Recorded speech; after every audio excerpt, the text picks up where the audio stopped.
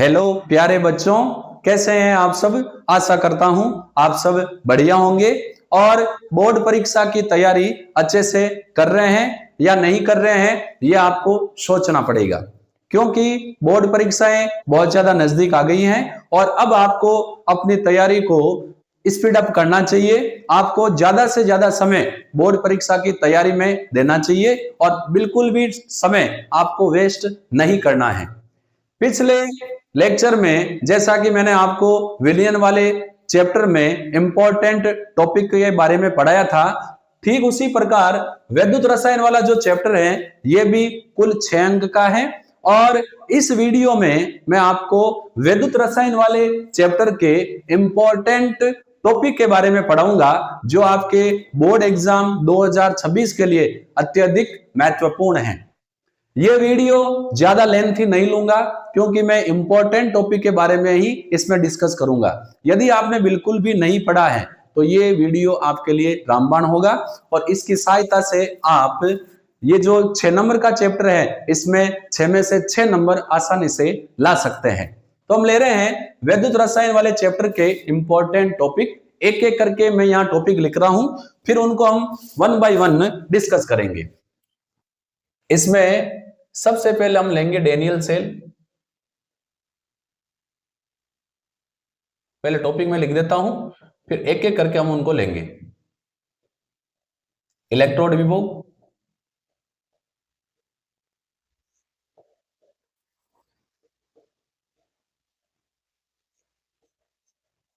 Hydrogen electrode,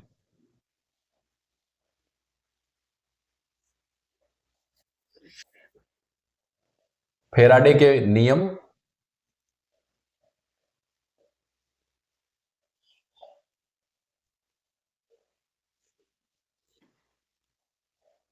चालकता,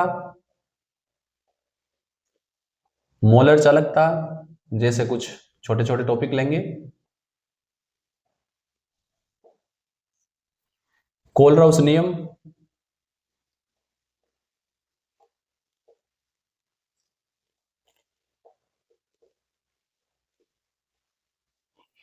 cell, सारे cell, और एंड में हम लेंगे संसारण। ये कुछ टॉपिक हम लेंगे और ये मुश्किल से 40 से 50 मिनट का वीडियो होने वाला है। वीडियो आप अगर एंड तक देखते हैं तो ये आपके चैप्टर नंबर 2 100% क्लियर हो जाएगा, किसी भी प्रकार की टेंशन आपको नहीं रहेगी। ले रहे हैं 1 बाय 1। सबसे पहले डेनियल सेल।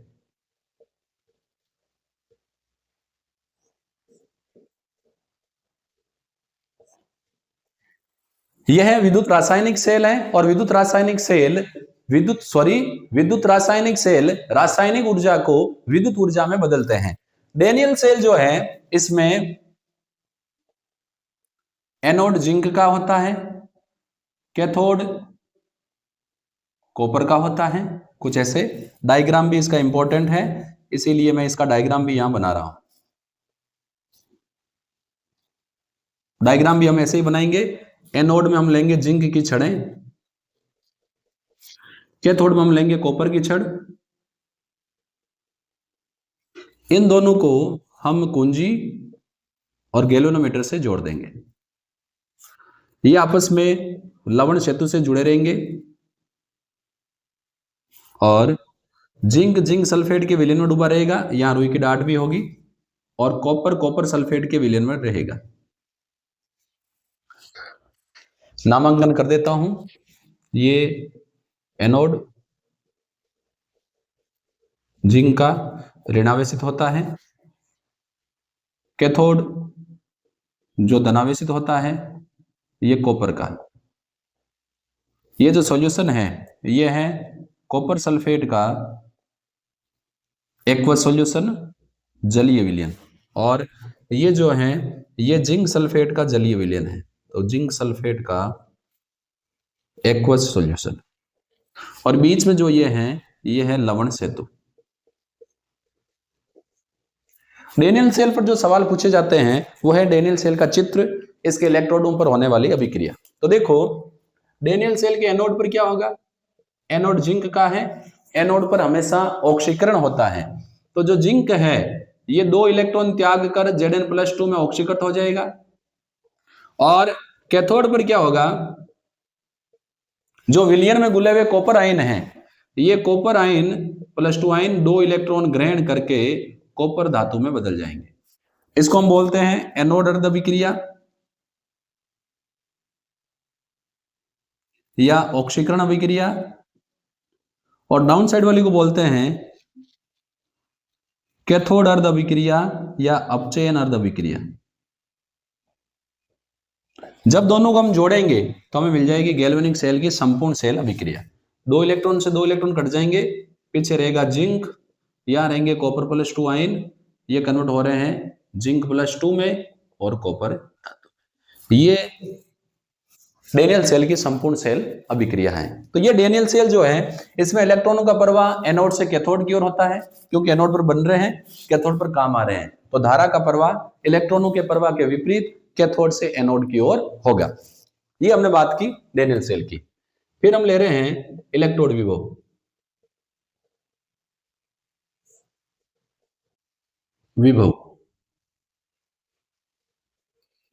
देखो, जब किसी धातु की छड़ को उसी के आयनों के विलयन में डुबोया जाता है तो धातु की छड़ और उसके आयनों के मध्य उत्पन्न विभवांतर इलेक्ट्रोड विभव कहलाता है। और यदि हम इलेक्ट्रोड विभव का मापन 298 केल्विन टेम्परेचर, 1 एटीएम प्रेशर और 1 एम सांद्रता वाले विलयन में करें तो इलेक्ट्रोड विभव कहलाएगा मानक इलेक्ट्रोड विभव। तो देखो, लिख देता हूं मैं, किसी धातु की छड़ को उसी के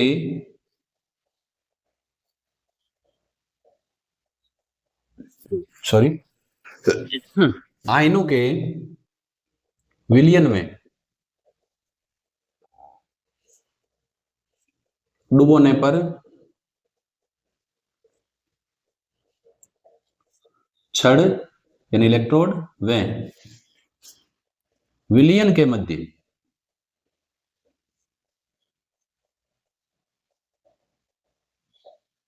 उत्पन्न विभवांतर क्या कहलाएगा? इलेक्ट्रोड विभव। और 1 एटीएम दाब, 298 केल्विन ताप व 1 एम सांद्रता वाले विलयन में डूबे इलेक्ट्रोड का विभव क्या कहलाएगा? मानक इलेक्ट्रोड विभव कहलाता है। अब मैं बात कर रहा हूं हाइड्रोजन इलेक्ट्रोड की। तो हाइड्रोजन इलेक्ट्रोड क्या होता है, इस पर इसके डायग्राम के भी क्वेश्चन आते हैं। तो हाइड्रोजन इलेक्ट्रोड में एक कांच की नली होती है जिसमें प्लेटिनम का तार सील किया होता है। प्लेटिनम के तार के आगे प्लेटिनम ब्लैक का लेपन होता है और ये कांच की नली दूसरी कांच की नली में पैक होती है। यहां पर उच्च दाब पर हाइड्रोजन गैस प्रवाहित की जाती है और ये 1 एम सांद्रता वाले HCl विलयन में डूबा रहता है। यहां पर हाइड्रोजन गैस प्रवाहित करते हैं उच्च दाब पर। ये जो है प्लेटिनम ब्लैक की पन्नी है,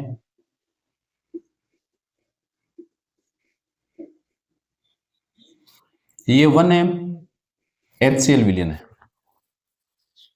और ये जो बीच में है ये प्लेटिनम का तार है। हाइड्रोजन इलेक्ट्रोड की सहायता से हम अन्य इलेक्ट्रोडों का इलेक्ट्रोड विभव ज्ञात कर सकते हैं। जिस इलेक्ट्रोड का इलेक्ट्रोड विभव ज्ञात करना हो उसे हम हाइड्रोजन इलेक्ट्रोड के साथ जोड़कर प्राप्त सेल का इलेक्ट्रोड विभव ज्ञात करते हैं। और सेल का जो सेल विभव होता है, मान लो हम जिंक इलेक्ट्रोड का इलेक्ट्रोड विभव ज्ञात करना चाहते हैं तो हम जिंक इलेक्ट्रोड को हाइड्रोजन इलेक्ट्रोड के साथ जोड़कर प्राप्त सेल का सेल विभव ज्ञात करते हैं और सेल का सेल विभव ही उस इलेक्ट्रोड के इलेक्ट्रोड विभव के बराबर होता है। जो सेल विभव होता है ई सेल वो उस सेल के कैथोड और एनोड के इलेक्ट्रोड विभव के अंतर के बराबर होता है।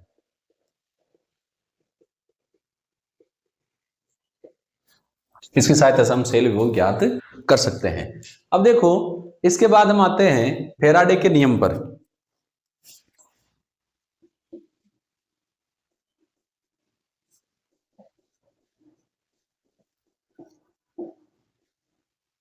ये आपको जानकारी रखनी चाहिए कि हाइड्रोजन इलेक्ट्रोड में ऑक्सीकरण और अपचयन दोनों होते हैं और ये प्लेटिनम की पन्नी पर होते हैं। जब ऑक्सीकरण होता है तो इलेक्ट्रॉन त्यागता है और अपचयन होता है तो ये इलेक्ट्रॉन ग्रहण करती है। हाइड्रोजन इलेक्ट्रोड को हम ऐसे रिप्रेजेंट करते हैं प्लेटिनम और उसके बाद H2 गैस, प्रेशर 1 atm और यहां पर H+ आयन 1 m सांद्रता वाले। फैराडे के दो नियम हैं। पहले नियम के अनुसार किसी वैद्युत अपघट्य के विलयन में विद्युत धारा प्रवाहित करने पर इलेक्ट्रोडों पर एकत्रित पदार्थ की मात्रा धारा के समानुपाती होती है। और सेकंड नियम कहता है भिन्न भिन्न वैद्युत अपघट्यों के विलयन में समान धारा समान समय तक प्रवाहित करने पर इलेक्ट्रोडों पर एकत्रित पदार्थ की मात्रा उनके तुल्यांकी भारों के समानुपाती होती है। तो यहां पर मैं फैराडे का पहला नियम लिख देता हूं। किसी वैद्युत अपघट्य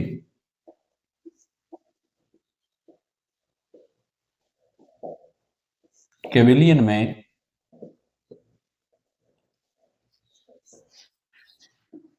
धारा कह दो, आवेश कह दो, आवेश धारा प्रवाहित करने पर इलेक्ट्रोड पर एकत्रित पदार्थ की मात्रा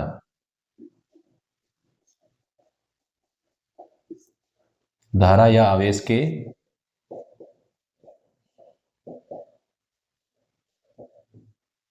समानुपाती होती है। यानी जो W है वो डायरेक्टली प्रोपोर्शनल टू होगा, क्योंकि प्रोपोर्शनलिटी का मार्क हटाएंगे तो W इक्वल टू आ जाएगा ZQ। Z क्या है? वैद्युत रासायनिक तुल्यांक, और W हो जाएगा ZI × T, क्योंकि आवेश होता है I धारा और समय का गुणनफल। इस पर न्यूमेरिकल क्वेश्चन भी बन सकते हैं। धारा एम्पियर में होनी चाहिए और टाइम किसमें होना चाहिए? सेकंड में। फैराडे का सेकंड नियम क्या है? अब यहां एक से अधिक वैद्युत अपघट्य हैं तो भिन्न भिन्न वैद्युत अपघट्यों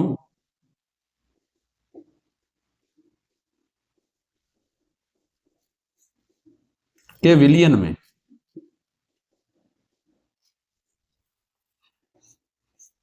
समान धारा, धारा समान है, समय भी समान है, समान समय तक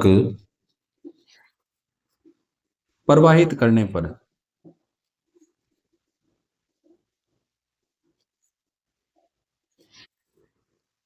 इलेक्ट्रोडों पर एकत्रित पदार्थ की मात्रा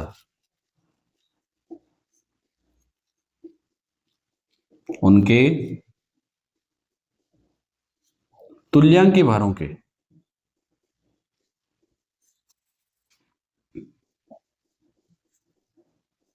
समानुपाती होती है।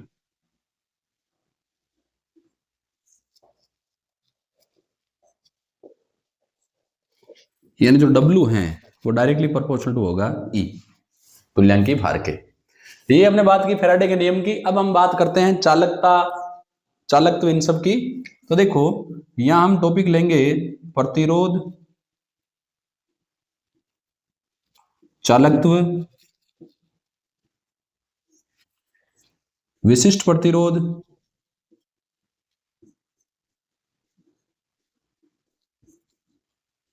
विशिष्ट चालकत्व या चालकता, और मोलर चालकता। इनकी यूनिट में निकालूंगा और डेफिनेशन की बात भी करेंगे। प्रतिरोध जो होता है उसको हम रिप्रेजेंट करते हैं R से, और जो चालकता है चालकत्व, ये प्रतिरोध का व्युत्क्रम होती है। यानी G = 1/R, ये प्रतिरोध का व्युत्क्रम होती है। तो प्रतिरोध जो है, प्रतिरोध का मात्रक क्या होता है? ओम। तो चालकत्व का क्या होगा? Ohm inverse. ओम इनवर्स को हम एसआई में सीमेंस भी लिखते हैं। अब एक आता है विशिष्ट प्रतिरोध। देखो प्रतिरोध होता है R equal to rho L upon A. तो रो क्या होगा? ए गुणा में चला जाएगा आर ए अपॉन ए। जो रो है इसको हम बोलते हैं विशिष्ट प्रतिरोध, और इसका मात्रक होता है ओम सेंटीमीटर, एसआई में ओम मीटर। अब जो विशिष्ट चालकत्व है जिसको चालकता भी बोलते हैं केपा, ये बराबर होती है 1 अपॉन रो के। तो इसका व्युत्क्रम करेंगे तो एल अपॉन आर गुणा ए। तो देखो एल क्या लेंथ, ए क्या है एरिया, तो ये सेंटीमीटर, नीचे सेंटीमीटर स्क्वायर और आर क्या है ओम। तो सेंटीमीटर से सेंटीमीटर कट जाएगा, ऊपर जाएगा तो ये रहेगा सेंटीमीटर इनवर्स, और ओम भी क्या हो जाएगा? इनवर्स। तो जो चालकता है इसका मात्रक हो जाएगा ओम इनवर्स सेमी इनवर्स। ऐसा ही हो जाएगा ओम इनवर्स सीमेंस, और सेंटीमीटर की जगह मीटर इनवर्स। अब यदि हम विशिष्ट प्रतिरोध की डेफिनेशन लिखना चाहें तो 1 सेंटीमीटर लंबे और 1 सेंटीमीटर स्क्वायर अनुप्रस्थ काट वाले चालक का प्रतिरोध ही उसकी प्रतिरोधकता कहलाता है। और यदि हम बात करना चाहें चालकता की, तो चालकता क्या होगी? देखो चालकता है अपने केपा इक्वल टू, देखो 1 अपॉन आर गुणा एल अपॉन ए, और 1 अपॉन आर क्या होती है? जी विशिष्ट सॉरी चालकत्व। और यदि ये हम ले ले लेंथ 1 सेंटीमीटर, एरिया ले ले 1 सेंटीमीटर स्क्वायर,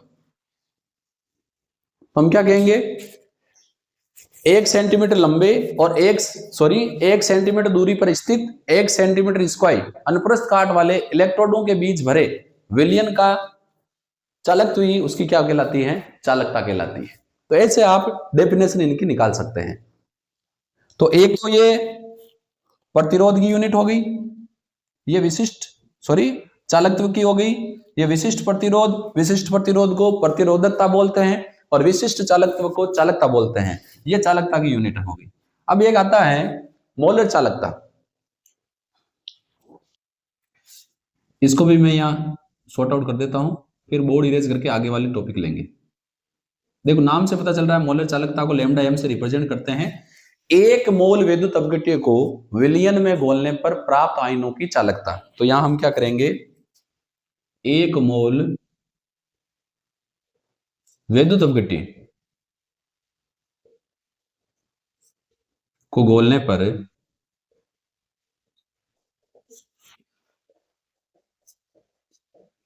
प्राप्त आयनों की चालकता, उसको हम क्या बोलेंगे? मोलर चालकता। फॉर्मूला है lambda M equal to kappa into V, या lambda M equal to kappa into 1000 upon C. इसका मात्रक है ohm inverse centimetre square mole inverse. Unit है, आप ध्यान रखें। और एक बार मैं साइड में खड़ा हो रहा हूं, आप स्क्रीनशॉट ले सकते हैं इनका। तो यहां पर हमने कुछ इंपॉर्टेंट टॉपिक की बात की, इनकी यूनिट आप ध्यान रखें। चालक 2 प्रकार के होते हैं। वह चालक जिनमें धारा का प्रवाह इलेक्ट्रॉनों के कारण होता है धात्विक चालक या इलेक्ट्रॉनिक चालक कहलाते हैं। धात्विक चालकों की चालकता ताप बढ़ाने पर घटती है। और वह चालक जिनकी चालकता विलयन में घुले हुए मुक्त आयनों के कारण होती है आयनिक चालक या विद्युत अपघटनी चालक कहलाते हैं। इनकी चालकता ताप बढ़ाने पर बढ़ती है। बॉडी रेज करते हैं, लेकिन ये ध्यान रखें कि मोलर चालकता तनुता बढ़ाने पर यानी विलयन का आयतन बढ़ाने पर बढ़ती है, जबकि चालकता तनुता बढ़ाने पर घटती है।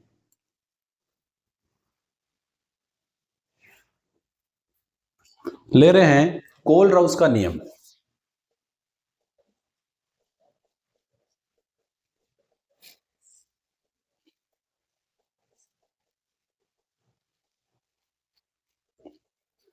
देखो कोल-राउस के नियम के अनुसार किसी विद्युत अपघट्य की अनंत तनुता पर मोलर चालकता उसके धनायन और ऋणायन की मोलर आयनिक चालकताओं के योग के बराबर होता है।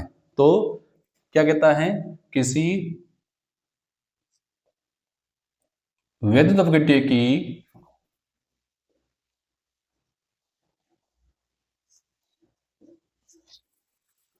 अनंत तनुता पर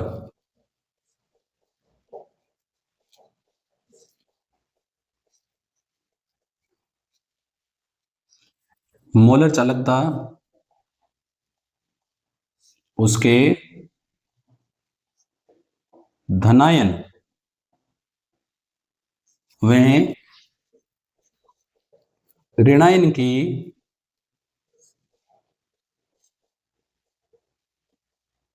मोलर आयनिक चालकता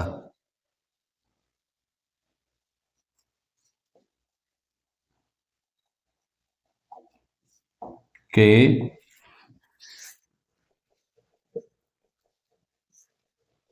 बराबर होती है। यानी जो लैम्डा एम है वो बराबर होगी लैम्डा एम इनफाइनाइट जो है वो बराबर होगी lambda of plus plus lambda infinite of minus.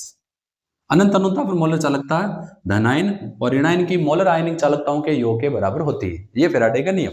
इसके अनुप्रयोग है दुर्बल वैद्युत अपघट्य की अनंत अनुता पर मोलर चालकता ज्ञात करना, जल का आयनिक गुणनफल ज्ञात करना और दुर्बल वैद्युत अपघट्यों का आयनन स्थिरांक और आयनन की मात्रा ज्ञात करना। इसके अलावा अल्प विलीय लवणों की विलेयता ज्ञात करना भी इसका है। अब देखो इस पर न्यूमेरिकल क्वेश्चन बनते हैं। न्यूमेरिकल क्वेश्चन में आपको एक तो ये होता है जैसे Na2SO4, तो Na2SO4 में आपको Na और SO4 आयन की मोलर चालकता दे रखी होती है और आपको Na2SO4 की मोलर चालकता पूछी जाती है। उस कंडीशन में आपको Na की मोलर चालकता को 2 से गुणा करना है और सल्फेट की मोलर चालकता को जोड़ना है। यानी जो भी आपको वैद्युत अपघट्य की मोलर आयनिक चालकता पूछी जा रही है उसके आयनों की मोलर चालकता को आप जोड़ लो। आयन अगर 2 है तो उसको 2 से गुणा कर लो, आयन अगर 3 है तो 3 से गुणा कर लो। दूसरा सवाल पूछा जाता है कि आपको 3 वैद्युत अपघट्यों की अनंत अनुता पर मोलर चालकता पूछी जाती है, दी जाती है और एक दुर्बल वैद्युत अपघट्य की अनंत अनुता पर मोलर चालकता ज्ञात करनी होती है। जैसे आपको सोडियम एसीटेट की दे रखी होती है, हाइड्रोक्लोरिक एसिड की दे रखी होती है, NaCl की दे रखी होती है और आपसे न्यूमेरिकल क्वेश्चन में पूछा जाता है जैसे एथिल एसीटेट की ज्ञात करो। तो ऐसी कंडीशन में जो आपको 3 वैद्युत अपघट्यों की मोलर आयनिक चालकताएं दे रखी होती है उनमें आपको 2 को जोड़ना होता है और तीसरे को घटाना होता है। जोड़ते टाइम आपको ध्यान रखना है कि जिसकी पूछी जा रही है उसके जो आयन है जिसमें मौजूद है उनको जोड़ लो। तो जैसे एसीटेट है, इसमें एसीटेट है, एक हाइड्रोजन है, इसमें हाइड्रोजन है, तो सोडियम एसीटेट और HCl की जोड़ लो और उसमें NaCl की घटा दो तो आपको प्राप्त हो जाएगी। ये 2 प्रकार के न्यूमेरिकल क्वेश्चन पूछे जाते हैं और मेरे हिसाब से आपको ये समझ में आ गए होंगे। अब हम बात कर रहे हैं सेल की। सेल देखो 2 प्रकार के होते हैं। वे सेल जो विद्युत ऊर्जा को रासायनिक ऊर्जा में बदलते हैं, वैद्युत अपघटनी सेल, और वे सेल जो रासायनिक ऊर्जा को विद्युत ऊर्जा में बदलते हैं, वैद्युत रासायनिक सेल कहलाते हैं। यहां पर मैं वैद्युत रासायनिक सेलों की बात कर रहा हूं और सेल में मैं ले रहा हूं प्राथमिक सेल, वे सेल जिनमें धारा का प्रवाह एक ही दिशा में हो, जिनको पुनः चार्ज नहीं किया जा सके। नंबर 1 लेक्लांश सेल, इसको लेक्लांश सेल भी बोलते हैं, इसको पेंसिल सेल भी बोलते हैं, इसको शुष्क सेल भी बोलते हैं।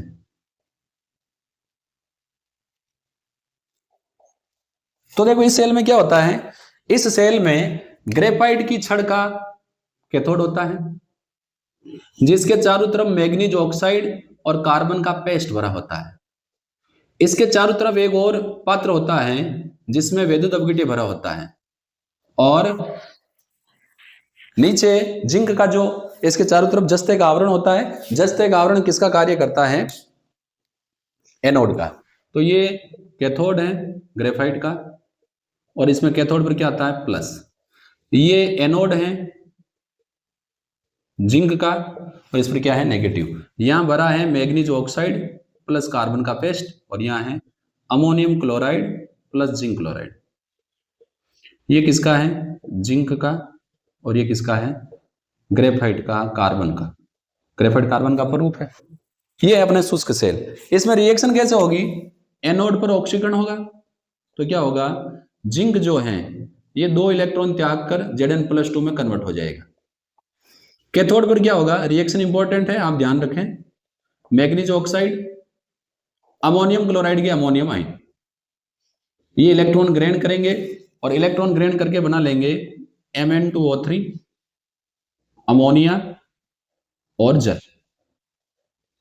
बैलेंस करने के लिए इसको 2 से गुणा कर लें, इसको 2 से गुणा कर लें, 2 इलेक्ट्रॉन, और इसको भी 2 से गुणा कर लें। तो मैग्नीज 2, ऑक्सीजन 4, 3 और 1 4, 2 नाइट्रोजन, हाइड्रोजन देखो यहाँ 8, 3 का डबल 6, 2 8। जब दोनों को जोड़ेंगे तो हमें मिल जाएगी संपूर्ण सेल अभिक्रिया। इलेक्ट्रॉन से इलेक्ट्रॉन कट जाएंगे, पीछे क्या बचेगा, जिंक +2 MnO2, 2 अमोनियम आयन, ये मिलके बना रहे हैं zinc +2 plus Mn2O3 plus 2 ammonia plus बना रहे हैं जल। ये लेक्लांस सेल की डायग्राम और इसकी रिएक्शन है जो आपको पता होनी चाहिए। अब इसके बाद एक सेल और होता है जिसका नाम है मरकरी सेल, जिसको हम बटन सेल भी बोलते हैं। इस सेल का उपयोग खिलौनों, घड़ी, कैलकुलेटर में किया जाता है। इसके अलावा जिन व्यक्तियों को कम सुनाई देता है उनके स्वर्ण यंत्र में भी मरकरी सेल का उपयोग किया जाता है। ये एकमात्र ऐसा सेल है जो जब तक कार्य करता तब तक 1 ही वोल्टा की विद्युत धारा देता है, क्योंकि इसमें कोई भी अन्य उत्पाद नहीं बनता है। इसमें रिएक्शन देखो, एनोड पर क्या होगा, एनोड होता है जिंक का, ये हाइड्रोक्साइड आयनों से रिएक्शन करके जिंक ऑक्साइड और वाटर बनाता है। कैथोड पर जो मरकरी का होता है, मरकरी ऑक्साइड वाटर मॉलिक्यूल से रिएक्शन करके बनाते हैं मरकरी और साथ में बनाते हैं हाइड्रोक्साइड आयन। यहाँ 2 हाइड्रोक्साइड आयन, यहाँ 2, यहाँ पर +2 इलेक्ट्रॉन और यहाँ पर +2 इलेक्ट्रॉन। बैलेंस करोगे तो जल से जल कट जाएगा, OH से OH कट जाएगा, तो यहाँ बचेगा जिंक, मरकरी ऑक्साइड, उस तरफ बचेगा जिंक ऑक्साइड और मरकरी। तो क्योंकि इसमें कोई भी बाई प्रोडक्ट नहीं बच रहा है, इसीलिए 1 ही वोल्टा की ये धारा जब तक ये काम करेगा तब तक देता रहता है। इस लाइन को आप अंडरलाइन कर लें। दूसरे जो सेल हैं वह सेल जिनमें धारा का प्रवाह दोनों दिशाओं में होता है, जिन्हें एक बार डिस्चार्ज होने के बाद चार्ज किया जा सकता है, उनको हम बोलते हैं द्वितीयक सेल। और द्वितीयक सेल में जो इंपॉर्टेंट है वो है सीसा संचयक सेल। हालांकि पिछली बोर्ड परीक्षा में निकल कैडमियम सेल का नामांकित चित्र पूछा था, जो बुक में भी बहुत स्पष्ट रूप से बना हुआ नहीं है, पूछने वाले ने भी मजे कर लिए। सीसा संचयक सेल में एनोड होता लेड का, और यहां पर जो लेड है +2 आयन, ये सल्फेट आयन जो कहां से प्राप्त होते हैं, वैद्युत अपघट्य से। यहां पर वैद्युत अपघट्य का जो कार्य है वो करता है H2SO4 और इसकी सांद्रता होती है 38%। तो ये PbSO4 से अभिक्रिया करके बनाएगा PbSO4। जो Pb आयन है, हालांकि इसको आप हटा सकते हैं यहां पर, Pb और कितने इलेक्ट्रॉन देंगे तो। कैथोड जो है वो सीसा संचयक सेल में होता है लेड ऑक्साइड का। लेड ऑक्साइड हाइड्रोजन आयन और सल्फेट आयनों से अभिक्रिया करता है और बना लेता है लेड सल्फेट और साथ में जल। बैलेंस करने के लिए हम गुणा कर लेते हैं, और ये PbO2 है तो PbSO4, इसको कर लेते हैं 2 से गुणा, 4 हाइड्रोजन 2 सल्फेट, तो ये PbSO4 बन गया, वो H2 बन गया, H+SO4 H2SO4 और PbO2। तो हम अगर इसको 2 से गुणा करें तो इसको भी 2 से गुणा कर लेंगे, या गुणा करने की आवश्यकता नहीं रहेगी, देखते हैं। देखो ये अपने ऐसे था Pb1 सल्फेट 1 सल्फेट 1, इसको हटा देते हैं यहां से। फिर यहां पर जल के अणु बन रहे हैं तो ऑक्सीजन 2, तो ऑक्सीजन 2 ऑलरेडी है, हाइड्रोजन 4 है तो इसको 4 से गुणा कर लो। कितने इलेक्ट्रॉन ग्रहण करेगा, 2 इलेक्ट्रॉन। ये इसकी डिस्चार्जिंग अभिक्रिया है, ये ध्यान रखें। 2 इलेक्ट्रॉन से 2 इलेक्ट्रॉन कट जाएंगे, ये बचा यहां पर Pb प्लस यहां बचा PbO2 और 4H+ यानी 2H2 और 2SO4 मिलकर 2H2SO4 बना लेंगे। ये मिलकर बनाएंगे PbSO4, एक ऊपर एक नीचे 2 और साथ में जल का अणु। ये इसकी डिस्चार्जिंग अभिक्रिया है। जब सेल को काम में लेते हैं। जब हम चार्जिंग अभिक्रिया की बात करेंगे तो देखो अभिक्रिया उल्टी हो जाएगी, एनोड काम करेगा कैथोड का और उसमें PbSO4 दो इलेक्ट्रॉन ग्रहण करके बनाएगा Pb + SO4 - 2 और ये अभिक्रिया हो जाएगी एनोड की और उसमें PbSO4 दो जल के अणु के साथ जुड़कर PbO2 4H+ SO4 दो इलेक्ट्रॉन देगा। यानी एनोड हो जाएगा कैथोड, कैथोड हो जाएगा एनोड और रिएक्शन भी उल्टी हो जाएगी, उत्पाद अभिकारक में और अभिकारक उत्पाद में। तो ये सीसा संचयक सेल की डिस्चार्जिंग अभिक्रिया है। अब देखो डायग्राम की बात करें तो इसमें PbSb की जालियां होती है लेड स्टेविन की, जिसमें एनोड के रूप में लेड भर दिया जाता है और कैथोड के रूप में PbO2 भर दिया जाता है। तो मैं आपको इसके डायग्राम को यहाँ पर समझा देता हूं अलग अलग कलर लेके। देखो ये जालियां आपस में जुड़ी हुई हैं और इस प्रकार ये ब्लैक वाली जालियां भी आपस में जुड़ी हुई हैं।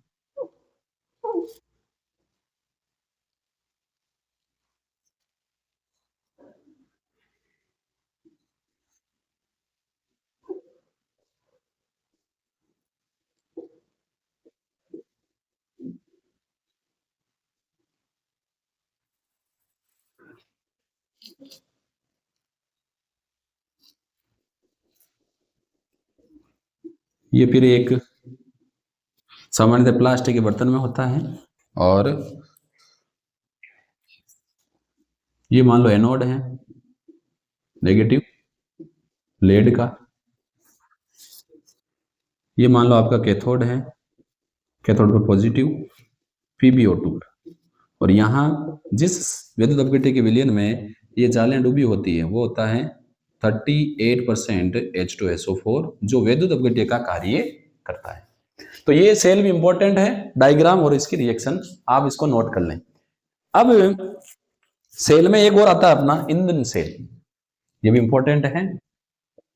वह सेल जो दहन की ईंधन ऊर्जा को या ईंधन की दहन ऊर्जा को विद्युत ऊर्जा में बदलता है वो कहलाता है ईंधन सेल। तो ये क्या करता है, ये है दहन ऊर्जा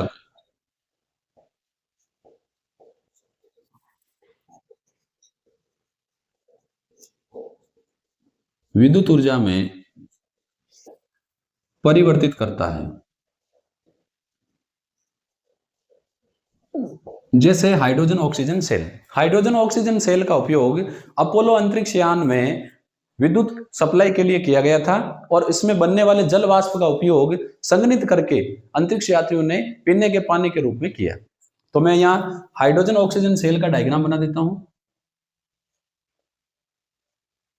क्योंकि डायग्राम भी बहुत ज्यादा इंपॉर्टेंट है। तो इसमें सामान्यतः टंगस्टन की जालियां होती हैं और एनोड पर इन जालियों में हाइड्रोजन गैस प्रवाहित की जाती है जबकि कैथोड पर इन जालियों में ऑक्सीजन गैस प्रवाहित की जाती है और ये जल वाष्प के लिए आउटलेट है। विद्युत अपघट्य के रूप में पोटेशियम हाइड्रोक्साइड का विलयन भरा जाता है। नामांकन कर देता हूं मैं, एनोड है तो यहाँ हाइड्रोजन गैस, कैथोड है तो ऑक्सीजन गैस और ये आउटलेट किसके लिए है, जल वाष्प के लिए। ये टंगस्टन की जालियां हैं जिनमें से ऑक्सीजन गैस प्रवाहित की जाती है, ये जालियां संरंध्रित होती है और यहाँ विद्युत अपघट्य के रूप में काम में लेते हैं क्षारीय पोटेशियम हाइड्रोक्साइड। अब यहाँ पर रिएक्शन तो है, रिएक्शन थोड़ी सी जटिल है, आप समझने का प्रयास करेंगे तो आपके समझ में आ जाएगी। एनोड देखो, एनोड किसका है, हाइड्रोजन का। तो हाइड्रोजन जो है ये ऑक्सीकृत होकर बनाती है H+। H+ कहां से प्राप्त होगा, वाटर से, यानी जो हाइड्रोजन है ये वाटर में कन्वर्ट हो जाएगी और साथ में क्या ग्रहण करेगी, हाइड्रोक्साइड आयन, इलेक्ट्रॉन त्यागेगी। अब देखो यहां पर इसको 2 से गुणा करेंगे, इलेक्ट्रॉन 2 हो जाएंगे, इसको भी गुणा कर लेंगे 2 से, ये हो जाएगी एनोड पर। कैथोड पर क्या होगा, ऑक्सीजन गैस है तो ऑक्सीजन गैस जो है ये इलेक्ट्रॉन ग्रहण करके हाइड्रोक्साइड आयन में अपचयित हो जाएगी और ये साथ में क्या लेगी, जल। बैलेंस करने के लिए इसको 2 से गुणा कर लो, इसको 4 से गुणा कर लो, तो कितने इलेक्ट्रॉन लिए इसने, 4 इलेक्ट्रॉन। अब देखो ऑक्सीजन हाइड्रोक्साइड में कन्वर्ट हो रही है 4 इलेक्ट्रॉन लेके, यहां इलेक्ट्रॉन है 2, बराबर करने के लिए 2 से गुणा करो। तो ये 2 हाइड्रोक्साइड को 2 से गुणा करोगे 4 से कैंसिल आउट हो जाएंगे, 4 इलेक्ट्रॉन 4 से कैंसिल आउट हो जाएंगे, ये 2 दूनी 4, 4 जल के अणु 2 जल के अणु से कैंसिल आउट हो जाएंगे। यहाँ क्या बचेगा, हाइड्रोजन वो भी 2 प्लस O2, ये मिलकर बनाएंगे 2 चले गए, बचे 2 जल के अणु। तो ज्यादा आपको ध्यान में नहीं रखना है, एनोड पर जल बन रहा है, कैथोड पर काम में आ रहा है, एनोड पर हाइड्रोक्साइड काम में आ रहे हैं, कैथोड पर बन रहे हैं। तो ये है अपने ईंधन सेल की रिएक्शन। बोर्ड थोड़ा इरेज करते हैं।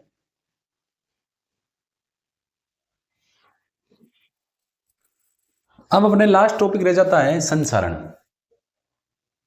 धातुओं का वायुमंडलीय ऑक्सीजन व नमी के संपर्क में आकर अवांछित यौगिकों में बदलना संसारण कहलाता है।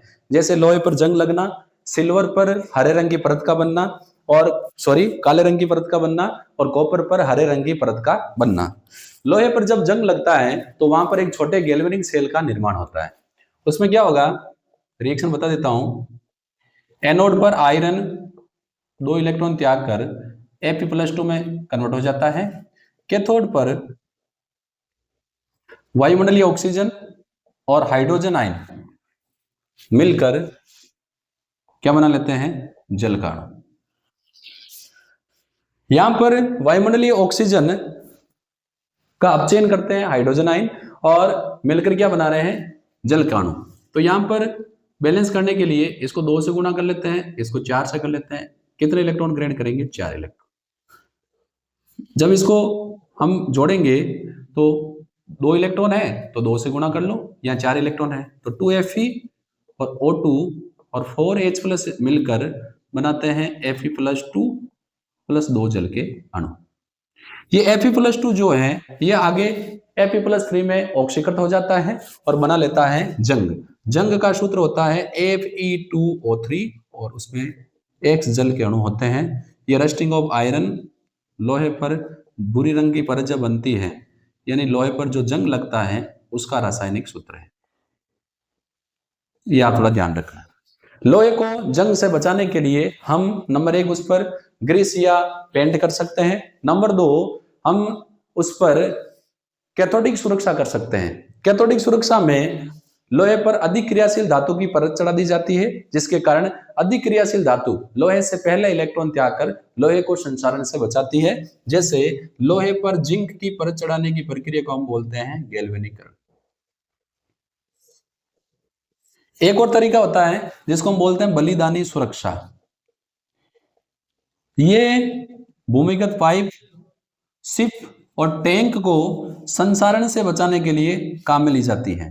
जो बलिदानी सुरक्षा है ये भूमिगत टैंक, शिप को और पाइपों को जंग से बचाने के लिए काम में लिया जाता है। इसमें लोहे की वस्तु को अधिक क्रियाशील धातु से संपर्क करवा दिया जाता है। अधिक क्रियाशील धातु लोहे से पहले इलेक्ट्रॉन त्याग कर उसकी जंग से सुरक्षा करती है। इसके अलावा जैसे क्षारीय क्रोमेट विलयन, सोडियम फॉस्फेट विलयन जैसे विलयनों का भी उपयोग लोहे को जंग से बचाने के लिए किया जाता है। अब देखो, आपको ये ध्यान में रखना कि जो हाइड्रोजन आयन है ये लोहे पर जंग लगने की क्रिया को उत्प्रेरित करते हैं। तो प्यारे विद्यार्थियों, मैंने आपको चैप्टर 2 वैद्युत रसायन 40 से 50 मिनट के अंदर आपको पूरा का पूरा चैप्टर यहाँ रिवाइज करवाया है। ये टॉपिक अगर आप पढ़ते हैं तो आपके 6 में से 6 नंबर पक्के हो जाएंगे, कोई भी दिक्कत नहीं होगी। इसके अलावा इस चैप्टर के वस्तुनिष्ठ प्रश्न और रिक्त स्थान की पूर्ति वाले प्रश्न का वीडियो भी मैं अपने YouTube चैनल पर डाल दूंगा, जहां जाकर आप उसको देख सकते हैं। यदि अभी तक आपने मेरे YouTube चैनल को सब्सक्राइब नहीं किया है तो जल्दी से मेरे YouTube चैनल को सब्सक्राइब करें, ताकि आपको नए वीडियो तुरंत मिल जाए, और अपने फ्रेंड्स के साथ भी मेरे YouTube चैनल को ज्यादा से ज्यादा शेयर करें। तो यहाँ पर जो टॉपिक बनते थे वो हमने पढ़ लिए, और यदि आपको ये वीडियो हेल्पफुल लगा, आपको समझ में आ रहा है, तो ज्यादा से ज्यादा कमेंट और शेयर करें, ताकि मैं और चैप्टर के ऐसे ही वीडियो आपके लिए लेकर आऊं। हम फिर मिलेंगे ऐसे ही वीडियोस के साथ। धन्यवाद।